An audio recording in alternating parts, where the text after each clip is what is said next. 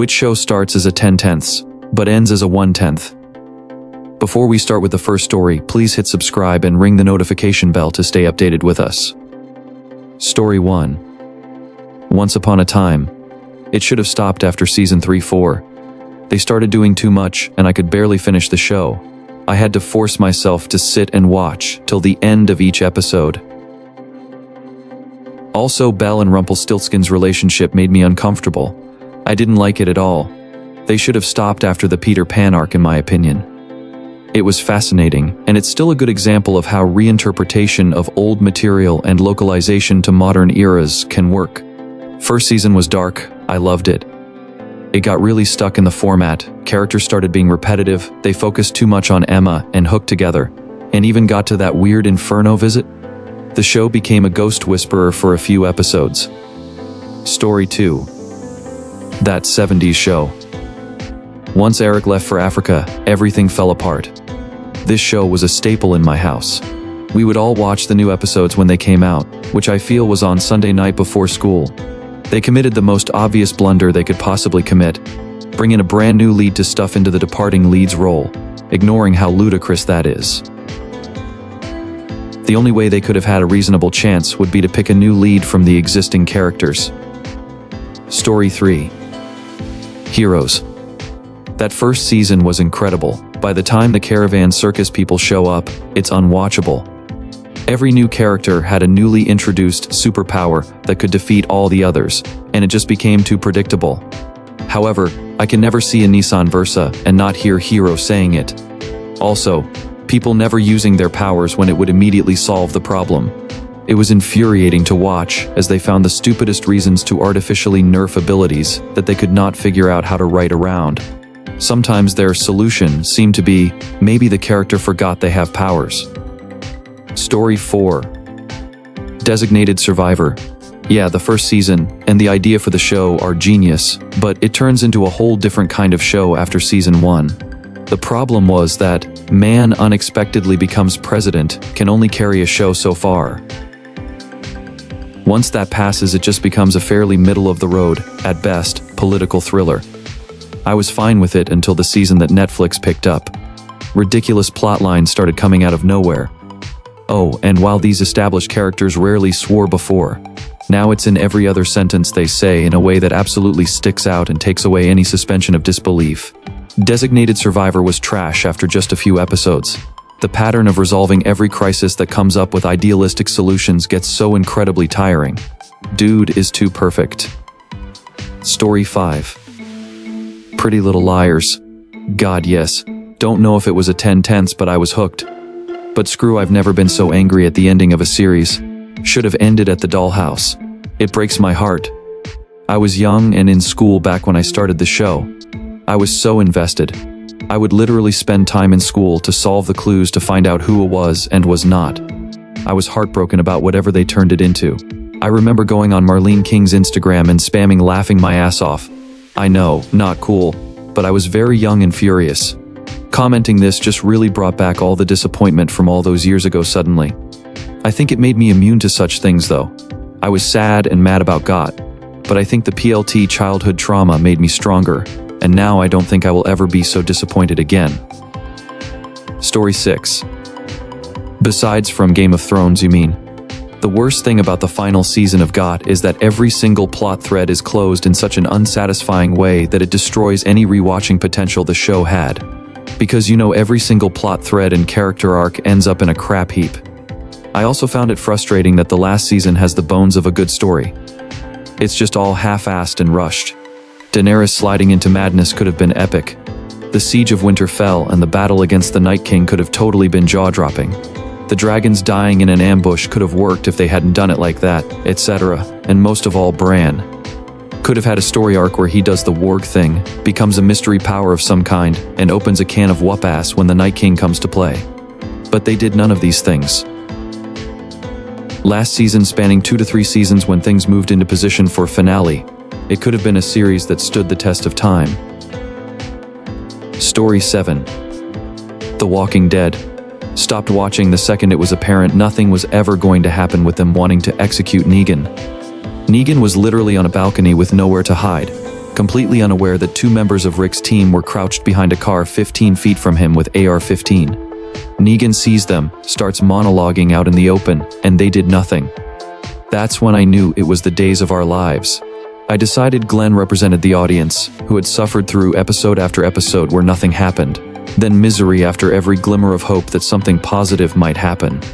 And how were Glenn and the audience rewarded for their suffering, with a spiked baseball bat to the head over and over and over and over and over and over? There's no better way to describe it than that. Story 8. Suits. The beginning of the show was fantastic. The storyline of Mike and his special abilities, and the firm keeping it a secret in order to benefit from it. Once the secret was out, and the story arc changed to everyone abandoning the firm, it should have ended. Instead, they spend 4 more seasons rehashing the same storyline over and over again. And it gets so old and redundant. I wish they had ended it in season 5 and wrapped the show up with a nice bow. It would have been a great storyline and could have wrapped up with finality and closure. Instead, it became ridiculous, and the varying story arcs were downright stupid and disrespectful to the audience most times. Story 9. Once Upon a Time. Clever original first season with unique characters based on classic fairy tales in a world without magic or any knowledge of their real background. It should have ended with its second season. There was clearly a decline in quality, but it added a neat spin by including magic. It spiraled hard after that, and somehow had a spin-off, where it just became a Disney-verse that lost sense of the plot. Story 10. The Flash, 2014 version. As a fan, I really was excited when it was announced, and it didn't disappoint. By the end of season 1, the hype was real for Jay Garrick. So much build-up to the reveal of the Reverse Flash, who felt much more menacing. By the end, it was turned into a show where Barry, the Flash, was seemingly relegated to a side character, and another meta, a side character who should have never been given powers in the show in the first place, seemed to be involved way more than she should have been, also known as the Cecile. And while that was a huge issue, the biggest issue in my mind is the writing quality dropped from the top of the world into the garbage bin.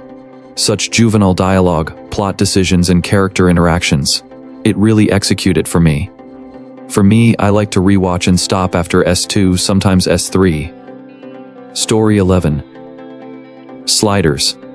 It was going downhill in the 3rd season, but after it went to a different producer, it just tanked. This is the one I was scrolling for. They replaced the entire cast except one, and it sucked. Then by the end, even the replacement cast was kicked off. When even your full replacement cast doesn't make it to the end, you gotta wonder why they refused to cancel the thing. Honestly, it was just not the same. After Jerry left, what was the point when the sliding inventor was gone? Should have ended then. It started to falter after season 1 as Fox asked them to make changes. Season 1 was the only season that really tried to keep the alternative history angle where something changed in the timeline, to cause the parallel Earth. Season 2 suffered from producers' notes, but had some great episodes. They moved production to Louisiana from Vancouver after season 2. And I consider that the end of the show because it was trash long before they moved it to Sci-Fi Network. And yes, Cro-Mags were a mistake. If anything, the show, with significantly less budget and a significantly less talented cast, improved a bit in terms of writing once they left Fox. A world where fire is alive. Really? Story 12. Nobody has said Shameless US version yet. After years of repetitive plots and the characters becoming more and more intolerable every year, I realized I just hate watching at the end. I took Emmy Rossum's departure as my opportunity to give up. After growing up in poverty, sometimes homeless, I liked it because it doesn't pull any punches. I grew up with people who made the exact mistakes the characters made, who became exactly the types of people that the characters became. The constant hustle just to try to survive. Trying to do things differently, and not listening to anyone's advice, because if people had figured out, their lives wouldn't be so bad. The addictions and mental issues that were handed down to you, or that you pick up just to try to make life bearable again. It also highlighted how hard it is to crawl out of poverty. You have to either be extremely lucky, like Fiona, or flawless in your dedication and drive to get out. I was lip growing up, but fortunately I knew from a young age that education was my way out. I focused on school to the detriment of friends, family, social development. I was always one mistake away from working at 7 to 11, trying to decide whether I wanted water or electricity that month. Watching Lip fail reminded me of how easily it could have happened to me. The worst part, I think, was how they made Frank someone you were supposed to care about at the end. I had a bad father.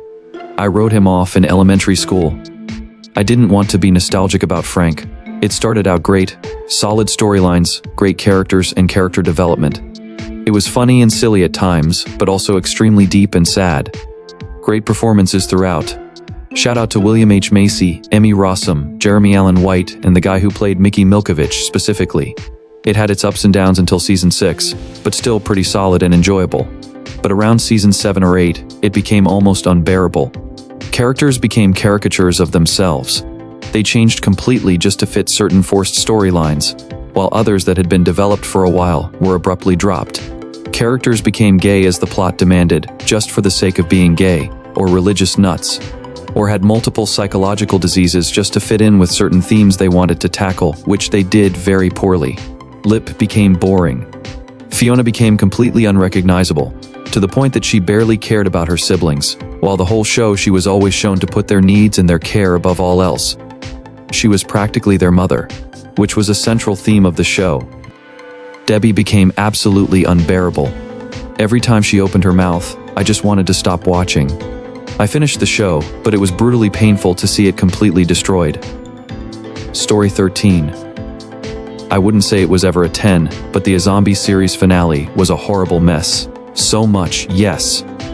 The first 2 seasons were great, but starting season 3, I noticed that Liv's personality was being completely taken over by the brains of the person she fed on recently, rather than just taking on some attributes.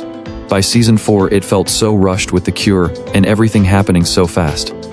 I especially disliked when they had her looking like a regular person so much, instead of looking like her zombie form. Story 14. Supernatural. If it had ended after the 5th season, it would have been a perfect show. Supernatural keeps being enjoyable after season 5 for one and only one reason: they know. They're not even trying to take themselves seriously. They constantly acknowledge how the show has become a meme and proceed accordingly, never trying to pretend it's some sort of deep show. That's how you save something gone so much off the road. That and an overall good supporting cast. There were good episodes after that, but never a really good arc. Lots of dropped plot lines, downright bad writing, and Jack was basically intolerable for me. Not sure if it was the writing, or the actor, or his direction, but he drove me crazy anytime he was on camera. But the musical episode was amazing, and some of the early Chuck stuff with the self-aware episodes were really fun. Story 15. How I Met Your Mother. The finale is so bad that it almost seems intentional. The whole last season is just so annoying. We finally get to see Ted's wife only for her to get sidelined for the most part, and then the bombshell that she died. Also having the whole season be about Barney and Robin's wedding weekend, only for them to have broken up off-screen with a throwaway line like it was nothing. So many weird decisions with the direction of the show. They just wanted Ted and Robin to get together, which I get to an extent as we had seen them so on and off through the years, but then they were like, oh right, we actually need Ted to find his wife, as it was established she's not the mother of his kids, so let's marry him and execute her off so he can then go rekindle with her for the last scene. Alright folks, that's a wrap. If you like this, please hit the thumbs up and subscribe to the channel. You can also share your those in the comment below.